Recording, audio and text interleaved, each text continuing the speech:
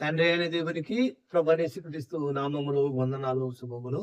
వాక్యం వింటున్న సహోదరుడు సహోదరికి భరోసా వందనాలు. ఈరోజు ఆత్మఖడ్గం అనే అంశం మీద బైబిల్లో రాయబడ్డ సంగతులు. బైబిల్లో ఉన్న వాక్యం గొప్పది కాబట్టి ఆకాశము భూమి గతించినా గానీ ఏమాత్రం గతించని దేవుని వాక్యం మన ప్రాముఖ్యం కాబట్టి, పరలోకం తీసుకెళ్లిపోయేది వాక్యము మన ప్రాముఖ్యం కాబట్టి బైబిల్ ఉన్న మాటలు మనం ఆలోచిస్తే, అపోస్తుడైన పౌలు ఎఫెసీ సంఘానికి రాస్తూ ఎఫెసీ పత్రిక 6వ అధ్యాయం 17వ వచనం మనం జాగ్రత్తగా ఆలోచిస్తే, ఎఫెసీ పత్రిక 6వ అధ్యాయం 17వ వచనంలో, మరియు రక్షణను శిరస్త్రాణమును దేవుని వాక్యమును ఆత్మఖడ్గమును ధరించుకోండి అన్నాడు. ఆత్మఖడ్గము ధరించుకోండి అన్నాడంటే ఆత్మఖడ్గమైన వాక్యాన్ని మనం ధరించుకోవాలి. ఈ లోక సంబంధమైన ఖడ్గం అంటే కత్తి.